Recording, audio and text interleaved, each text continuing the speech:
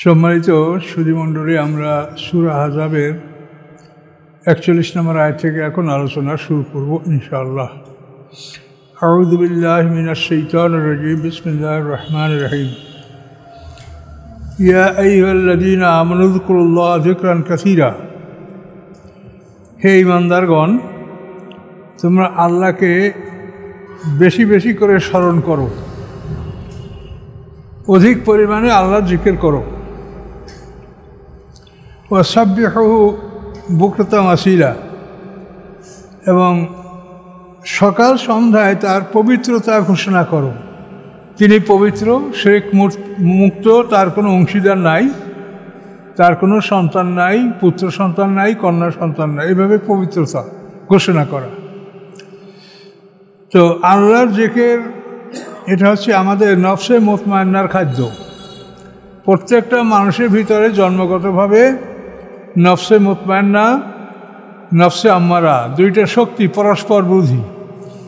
নফসে মুতমাইন্না আপনাকে ভালো কাজে পরামর্শ দিবে, আর নফসে আম্মারা আপনাকে খারাপ কাজে পরামর্শ দেবে। এটা অন্তরের ভিতরে সে ঢেলে দিবে। এবং আল্লাহর স্মরণ হলো নফসে মুতমাইন্নার খাদ্য। আপনি অধিক পরিমাণে আল্লাহর জিকির করলে আপনার মনের অবস্থাটা ভালো থাকবে, নফসে মুতমাইন্না শক্তিশালী হবে, আপনি ভালো কাজ করতে ক্ষমতা পাবেন। আর এর বিপরীতে আল্লাহ কথাও বলেছেন যে আমার জিকির থেকে যারা বিমুখ থাকবে তাদের জন্য আমি একটা শয়তান নিয়োগ করব, এবং সেই শয়তান তার সাথী হয়ে থাকবে। আমার ইয়াশু আন যিকরির রহমানে নুকাইয়িদ লাহু শাইতানান ফাহুয়া লাহু কারিন। এই শয়তান তার কারিন মানে বন্ধু, সবসময় তার সাথে লেগে থাকবে। তো আল্লাহর স্মরণ যদি আমাদের অন্তরে জবানে জারি থাকে, তাহলে এই কারিন শয়তান আমাদের ক্ষতি করতে পারবে না। আসেও যাবে না, কিন্তু দূরে থাকবে, আপনার ক্ষতি করতে পারবে না। আর যে ফেরেশতা আপনার আমার ডিউটি করে, সে ফেরেশতাকে বলছে কারিন, সেও কারিন, সেও সর্বদা থাকবে, কোনো সময় আপনার থেকে দূরে যাবে না। কারিন ফেরেশতা, কিরামান কাতিবিন। তো এই দুদলকেই কারিন বলেছে কোরআনে সূরা কাফের মধ্যে। ফেরেশতারা বলবে অকালা কারিনু রব্বানা হাযা মা লা তা'আতিত। মানুষের যে ফেরেশতা কারিন, সে বলবে আল্লাহ তার এই আমল আমার কাছে প্রস্তুত, সে কী করেছে সারা জীবন, এই দেখেন রেডি। আর শয়তান কারিন বলবে অকালা কারিনু রব্বানা আতগাইতু হাযা, হে আল্লাহ আমি একে বিপদগামী করি নাই, ওয়ালাকিন কানা ফি দালালিন বাঈদ, সে নিজেই ভুল পথে ছিল, দূর দূরান্তের ভুল পথে ছিল। এটা শয়তান বলবে। ওকেও বলছে কারিন, আর ফেরেশতারাও কারিন। শয়তানের যেরকম সর্বদা লেগে থাকে, তো ওই রকম আল্লাহর ফেরেশতাও সর্বদা আমাদের উপরে ডিউটি করে। এখন যারা দিনে ডিউটি করছে, এরা সূর্যাস্তের মুহূর্তে আকাশে যাবে, ওখান থেকে আবার আকাশ থেকে নূতনে আসবে, তারা রাতের ডিউটি ধরবে, ওরা ফজরের নামাজের পরে চলে যাবে। আবার ওইখান থেকে ফজরের সময় যারা আকাশ থেকে নামবে, তারা সারাদিনের ডিউটি করবে, সব কিছু লিখবে, সব কিছু লিখবে। তো এইসব জিনিসগুলো আপনাদেরকে ভালো করে বুঝতে হবে যে আল্লাহ তাআলা কোনো মানুষকে যে শাস্তি দিবেন, এটা এই লেখার উপরে, যে ফেরেশতারা কি লিখিছে এইটা দেখে তার শাস্তি তার জন্য নির্ণয় করা হবে। কারণ মুখের কথাই না যে এটা এই করছে এটা জান্নাত দিয়ে দেন, এই করছে এটা দোজখ নিয়ে আনে, এরকম না। কোনো মুখের কথা সেখানে চলবে না। বালেগ হওয়ার সাথে সাথে আল্লাহ প্রত্যেকটা মানুষের সাথে এই ফেরেশতা নিয়োগ করেন, এবং এই ফেরেশতা প্রত্যেকটি কথা, কাজ, ইশারা, ইঙ্গিত সব কিছু লেখে। তো এই আমলগুলি যে লেখা হচ্ছে, এর একটা কপি আমাদের গলায় লটকানো আছে, আর একটা কপি আল্লাহর কাছে ফেরেশতারা জমা দিচ্ছে। তো ওইটা আবার আল্লাহ ইল্লিন সিজিনে তাদের দপ্তরে ওটা আল্লাহ জমা করছেন। তো এই যে মানুষের উপরে আল্লাহর কড়াকড়ি বা এই যে একটা ব্যবস্থাপনা, এ আপনাকে ভালো করে বুঝতে হবে। অমুকে এই করছে বললে এখন যে তুমি জান্নাতে চলে যাও, অমুকে এই করছে তাকে শাস্তি দাও, এটা না। বিচার হবে আমল নামার উপরে। কাজে এই জন্য আমল নামা একমাত্র হাসরের ময়দানে আমল নামা খোলাখুলির পালা। গলার আমল নামাও খোলা হবে হাসরের ময়দানে, আর বিচারের মাঠে আল্লাহর কাছে যে আমল নামা, সেটাও ওখানে বিচারের টেবিলে হাজির থাকবে। এভাবে বিচার হবে, বিচারের পরে পূর্ণাঙ্গ শাস্তি হবে। আর বিচারের আগে মৃত্যু এবং হাসরের মাঝখানে যে সময়টা, এটা হলো বরজাক।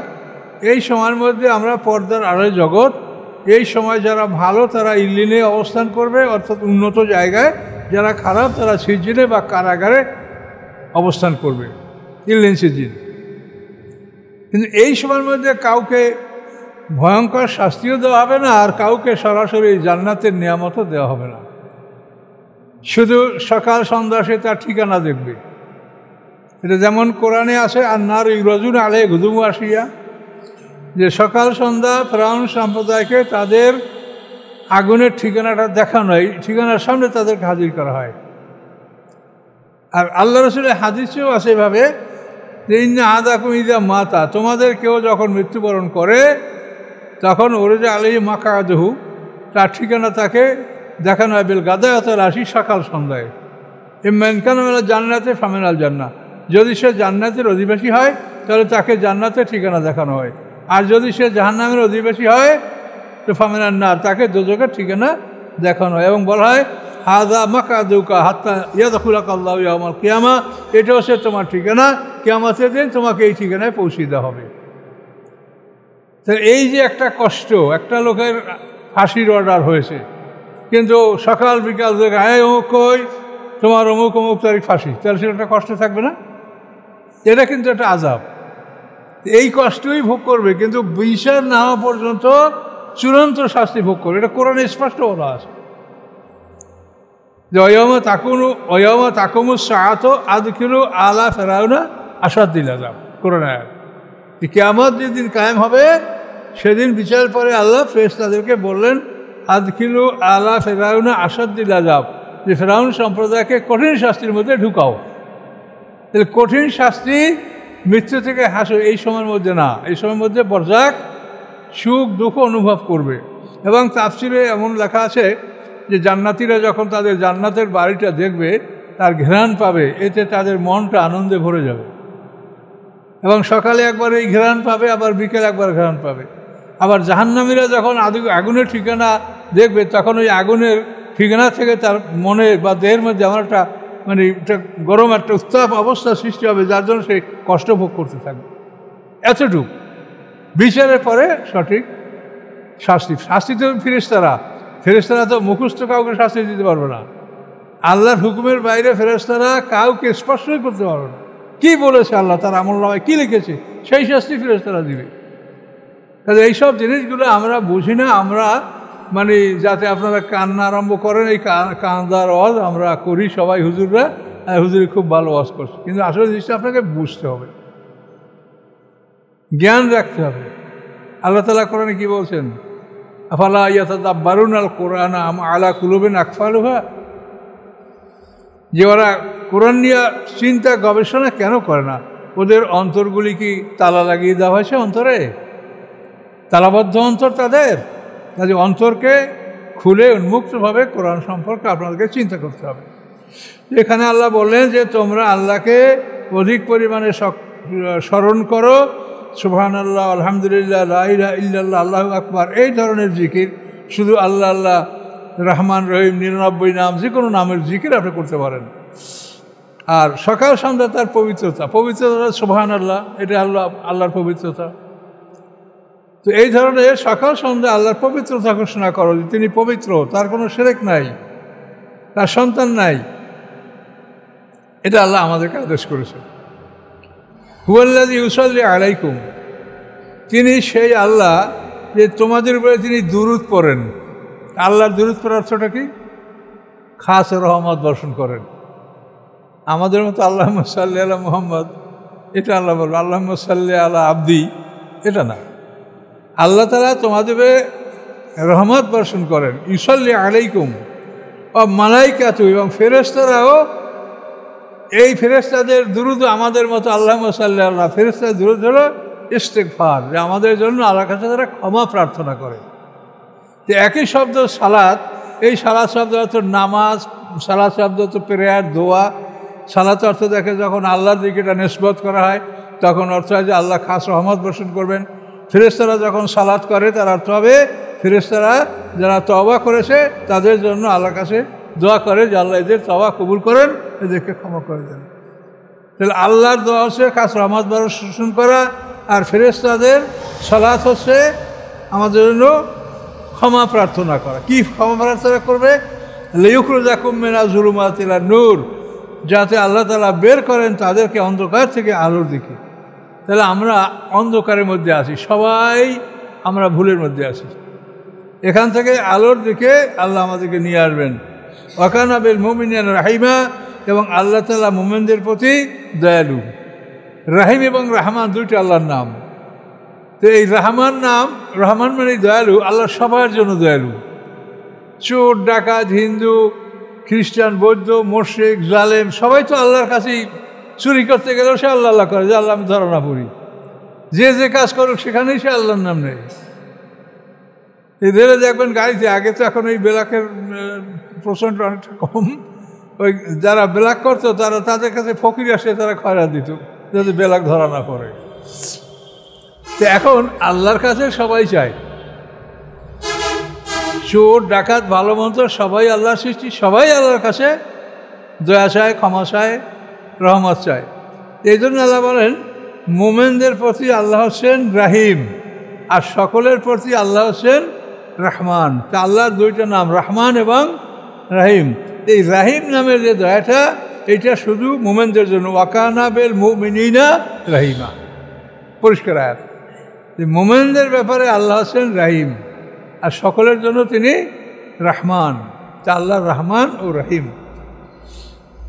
তো আল্লাহ তাআলা মোমেনদের জন্য রহিম, এটা আমরা জানতে পারলাম। আর এখানে একটা বিরাট বিষয় হলো যে অন্ধকার আছে, আমরা কেউ অন্ধকার মুক্ত না। আমরা তো বলি যে আমাদের দল খাঁটি, এ ওনার নামাজ হয় না, ওনার এইটা হয় না, সেইটা না, আমার দল খাঁটি। কিন্তু এইটা হলো ভুল কথা, এটা হলো গায়ের জোরের কথা। আল্লাহ বলছেন প্রত্যেকটা মানুষের মধ্যে অন্ধকার আছে, আমার মধ্যে অন্ধকার আছে। এটা আপনি বলতে পারলে আমি খুশি হব। তো এরকম অন্ধকার এটা সকল মানুষের মধ্যে আছে, সকল মানুষের মধ্যে ভুল আছে, অন্ধকার আছে। এটা এক জায়গায় না, কোরআনে বহু জায়গায় কথাটা বলছেন। আল্লাহ ওয়ালিয়ুল্লাযীনা আমানু ইউখরিজুহুম মিনাজ যুলুমাতি ইলান নূর, আয়াতুল কুরসির দ্বিতীয় আয়াতে। আল্লাহ মুমিনদের অভিভাবক, রক্ষাকারী বন্ধু। ইউখরিজুহুম মিনাজ যুলুমাতি ইলান নূর, তিনি এই মানুষদেরকে অন্ধকার হতে আলোর পথে বের করে নিয়ে আসেন। সূরা সম্ভবত তালাকে অথবা মুহাম্মদে লিইউখরিজাল্লাযীনা আমানু ওয়া আমিলুস সালিহাতি মিনাজ যুলুমাতি ইলান নূর, ঈমান এবং আমলে সালেহ যাদের আছে তাদেরকে অন্ধকার থেকে আলোর দিকে বের করে নেওয়ার জন্য এই কোরআন। তাহলে ঈমানও আছে, আমলও সালেহ আছে, আমলে সালেহ আছে, কিন্তু তার মধ্যে অন্ধকার আছে, এটা কোরআন বলছে। কাজে কেউ যেন আমরা অহংকার না করি যে আমি একেবারে বিশুদ্ধ পাকসা, বা আমি একেবারে ভেস্তে যাব, আমার আপনাদের মুরিদদেরকে সব লইয়ে যাবো ভেস্তে, এরকম চিন্তা যেন কেউ না করি আমরা। কারণ আমাদের প্রত্যেকের মধ্যেই অন্ধকার আছে, এটা আল্লাহ কোরআনে বলছেন। তাহিয়াতুম ইয়াওমা ইয়ালকানাহু সালাম, তাদের অভ্যর্থনা সেদিন, যেদিন আল্লাহর সাথে তারা মিলিত হবে, সে অভ্যর্থনা হবে কি? সালাম। তাদেরকে ফেরেশতারা সালাম দেবে, তারপর জান্নাতের গেলমানরা সালাম দেবে, এবং সর্বোপরি আল্লাহ আমাদেরকে সালাম দেবেন। আল্লাহকে সচক্ষে আমরা দেখতে পাবো জান্নাতবাসীরা, এবং আল্লাহ সালামুন কওলাম মির রাব্বির রাহিম, যে সূরা ইয়াসিনে বলা আছে যে আল্লাহকে আমরা দেখব এবং আল্লাহ আমাদেরকে সালাম দেবেন। সেই সময় যে আমরা এত একটা আনন্দ, মনের সুখ শান্তি উপভোগ করব, সেটার কোনো ভাষা নাই, সেটা ভাষায় বর্ণনা করা যায় না। অসাধারণ একটা নেয়ামত যে আল্লাহর পক্ষ থেকে আমরা সালাম পাব। এখানে আল্লাহ উল্লেখ করেন নাই কে দেবে। তাহিয়াতুম মানে তাদের অভ্যর্থনা, ইয়াওমা ইয়ালকাউনাহু, যেদিন তারা আল্লাহর সাথে মিলিত হবে বা বিচারের দিনের সাথে মিলিত হবে, তাদের অভিবাদন হবে কি? সালাম। তাকে সালাম দেওয়া, মুমিনদেরকে সালাম দেওয়া হবে। ওয়া'আদ্দা লাহুম আজরান কারীমা, এবং তাদের জন্য প্রস্তুত রেখেছেন আল্লাহ তাআলা অত্যন্ত সম্মানজনক পুরস্কার, বিনিময়, অত্যন্ত সম্মানজনক বিনিময় আল্লাহ মুমিনদের জন্য প্রস্তুত রেখেছেন।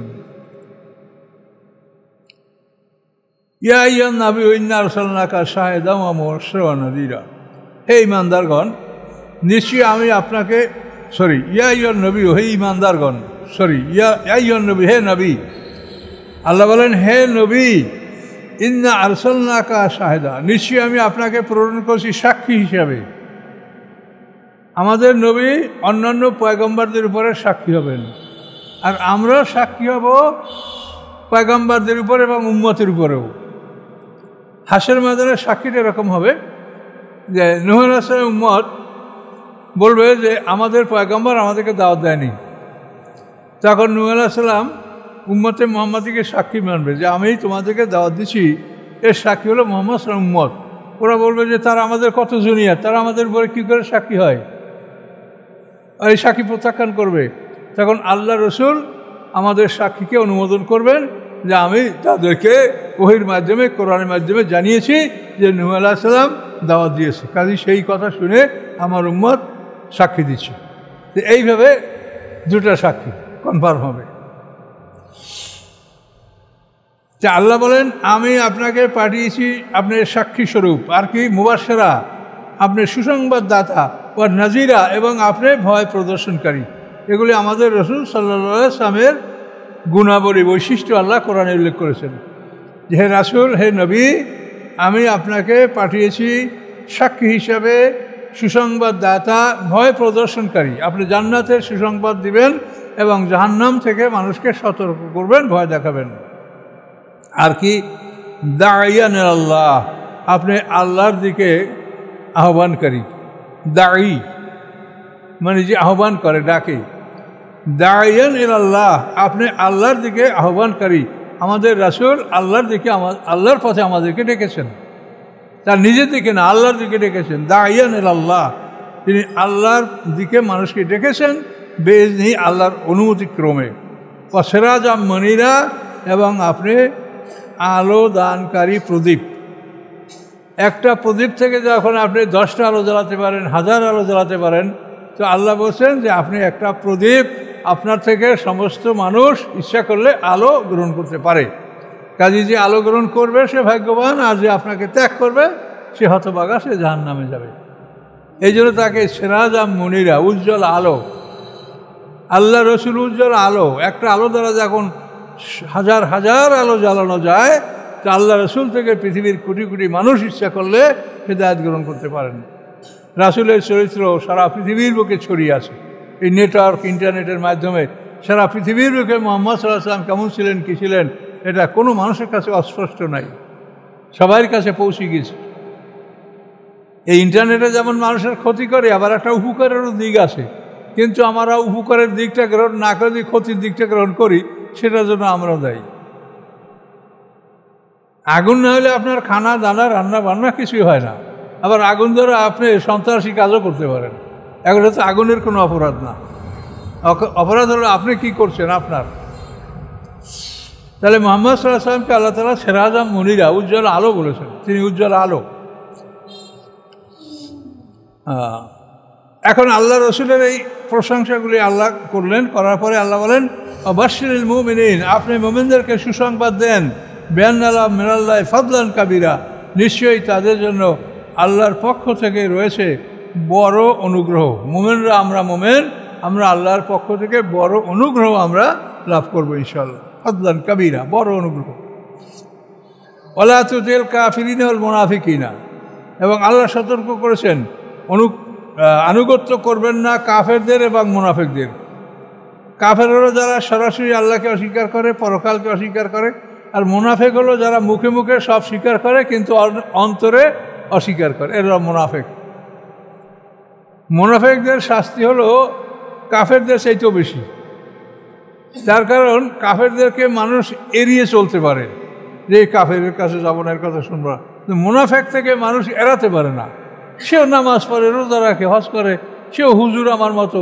এখন একজন আলেম যদি এরকম আলেমের বেশ ধরে, সে আলেমই বটে, সে যদি শরিয়াত বিরোধী কোনো কার্যকলাপ করে বা বলে আপনাদেরকে, তা আপনার বলছেন সে তো আলেম, সে তো বলছে আমাদেরকে, তা আপনি ধোঁকা খাবেন।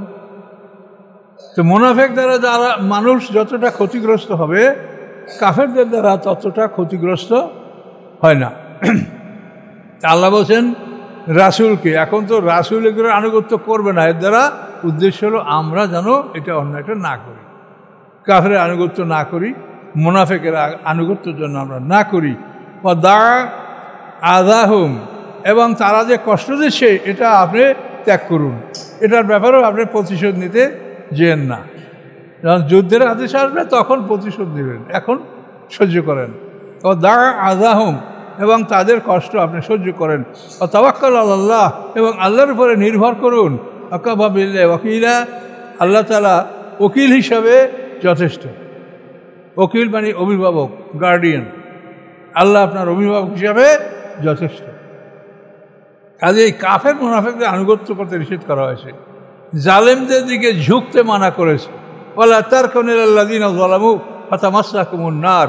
আল্লাহ বলেন, হে রাসূলকে বলেন, ওয়ালা তারকানু ইলাল্লাযিনা যালামু, যারা জালেম তাদের দিকে আপনি বিন্দুমাত্র ঝুঁকবেন না। যদি ঝোঁকেন ফাতামাসসাকুমুন নার, তাহলে স্পর্শ করবে, ছোবে, স্পর্শ করে টাচ করবে তোমাদেরকে আগুন, অর্থাৎ আগুন তোমাদেরকে পাকড়াও করবে।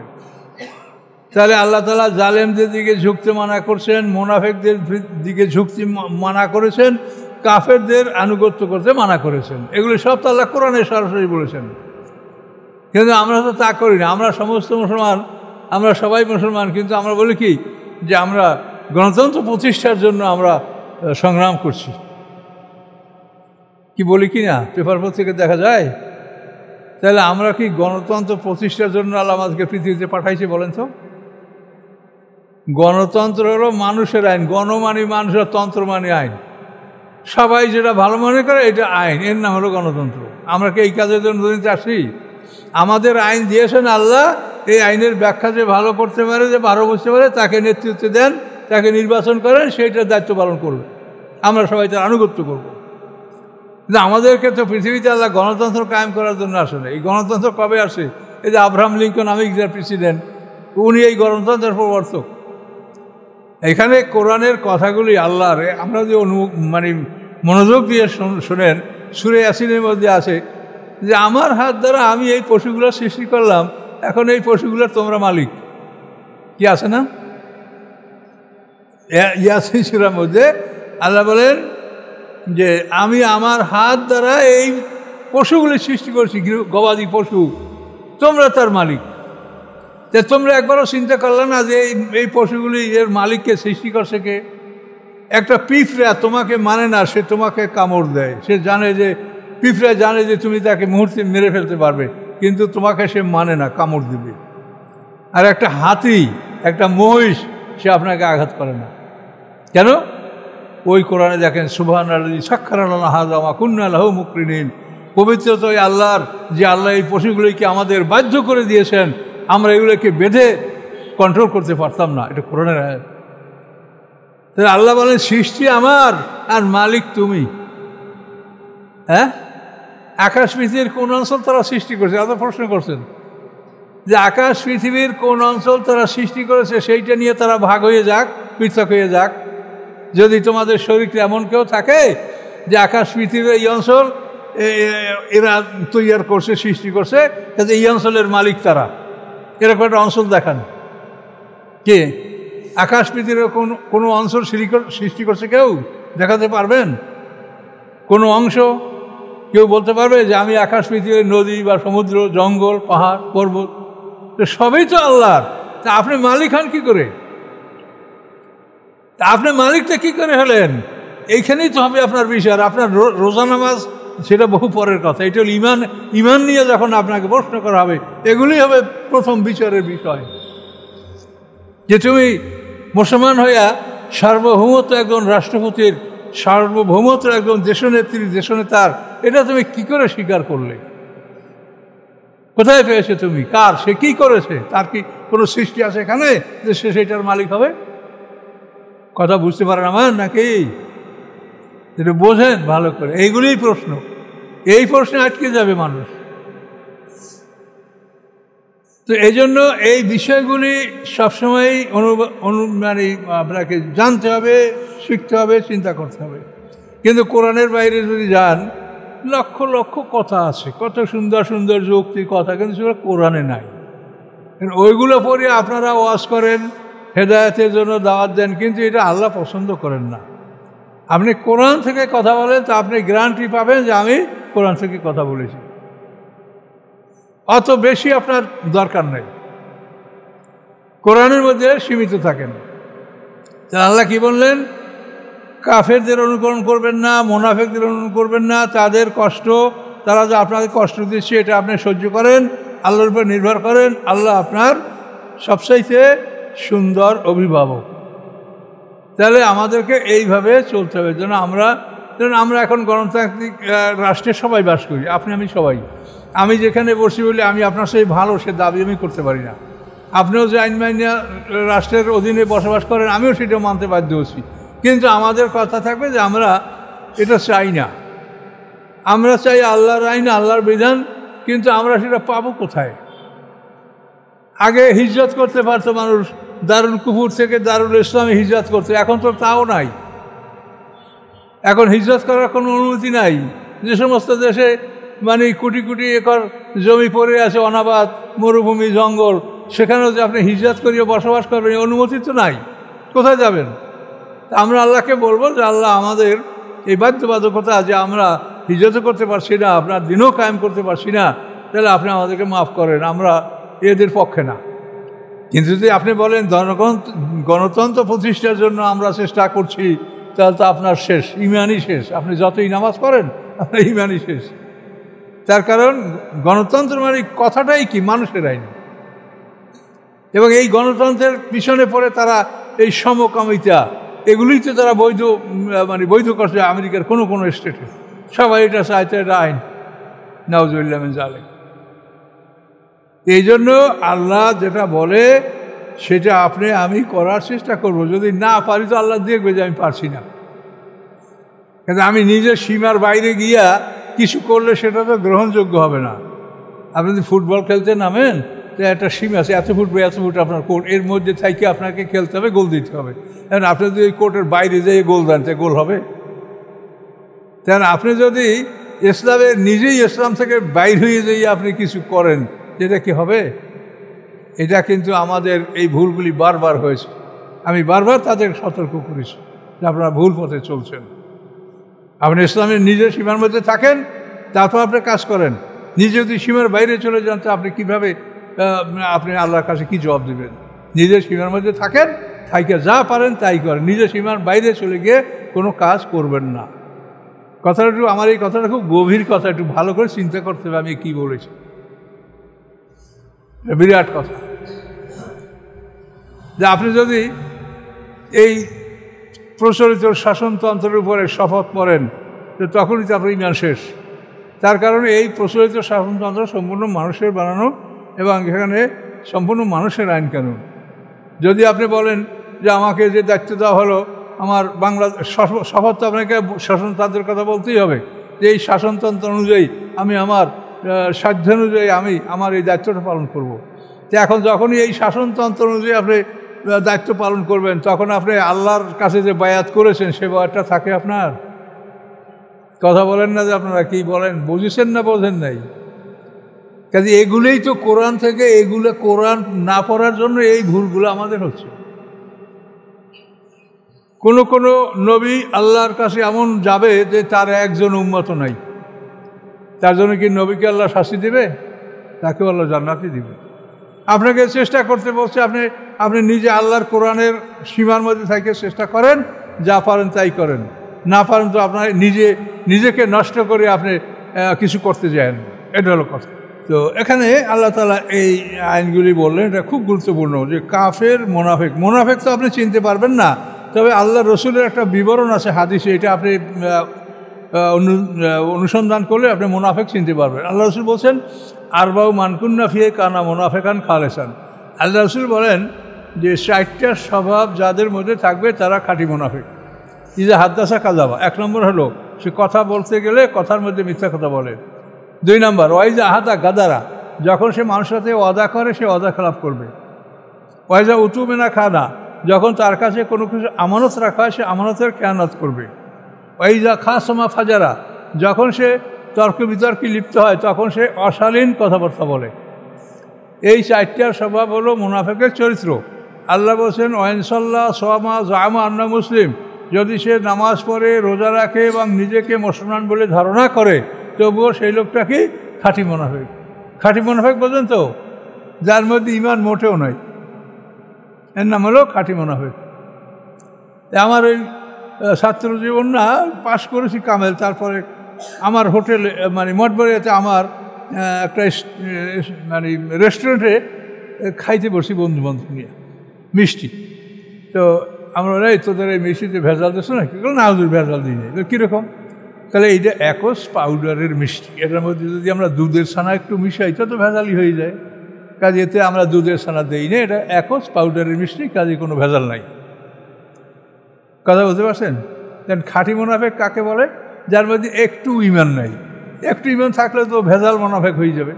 তা আল্লাহ রাসূল বলছেন খাঁটি মুনাফিক মানে ওর মধ্যে ঈমান মোটেও নাই। আর বলছে যে ও রোজা নামাজ যাই রাখুক, ওর ঈমান মোটেও নাই।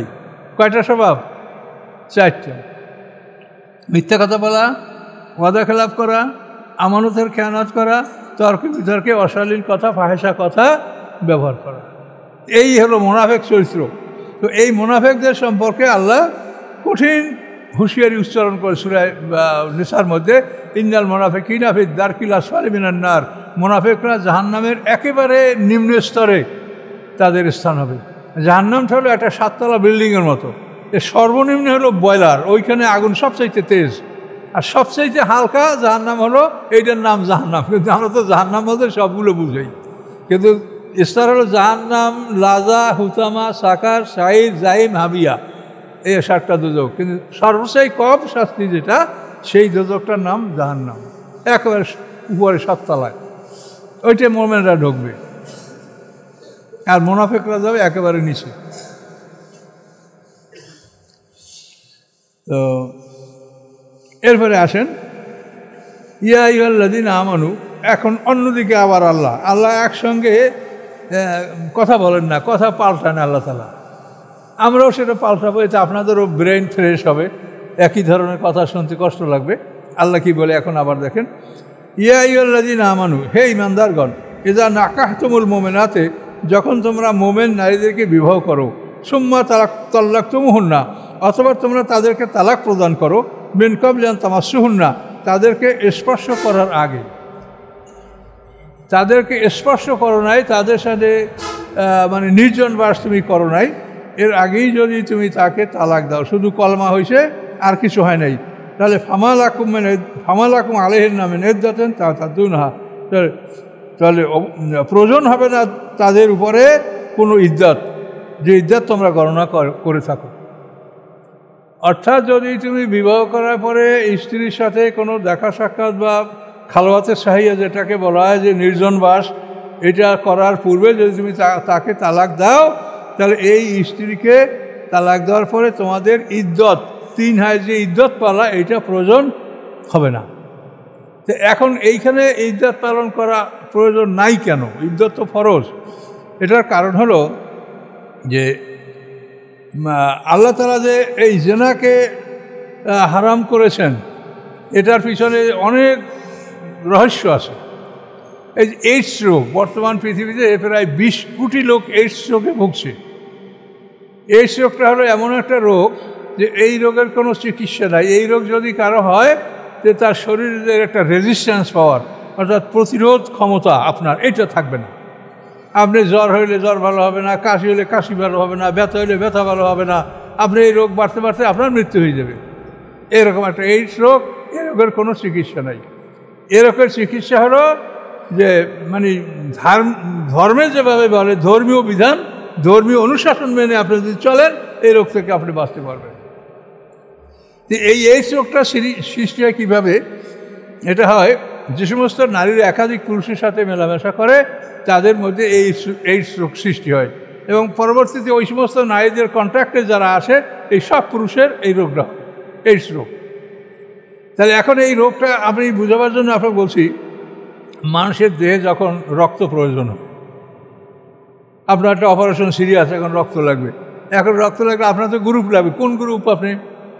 তা আপনি যে গ্রুপের রুগী, যে গ্রুপের লোক, আপনাকে সেই গ্রুপের রক্ত দিতে হবে। কিন্তু যদি সেইটা আপনি না দেন, অন্য গ্রুপের রক্ত আপনি ঢুকান, তখন মৌয়াত। তাহলে এখন দেখেন যে একটা মানুষের দেহে তার যে গ্রুপ, ওটা ছাড়া অন্য গ্রুপের রক্ত সে গ্রহণ করতে পারে না। কাজে ওই জন্য একজন মহিলা হ্যাঁ সে একটা পুরুষের সম্পর্কে আসবে, এখন এই পুরুষের যে বীর্য এটা রক্ত থেকে সৃষ্টি হয়। তো রক্তের যেমন গ্রুপ আছে, এই বীর্যেরও তেমন গ্রুপ, বিভিন্ন রক্তের বিভিন্ন গ্রুপের বীর্য। এখন বিভিন্ন গ্রুপের রক্ত যখন একটা দেহে ঢোকলে তার অনিবার্য মৃত্যু, আর বিভিন্ন গ্রুপের যদি বীর্য এক মহিলার ইউটেরাসে যায় তাহলে এটারও পরিণাম মৃত্যু, কিন্তু এটা একটু বিলম্বে ঘটে, এটা সাথে সাথে ঘটে না, বিলম্বে ঘটে। এই হলো কারণ।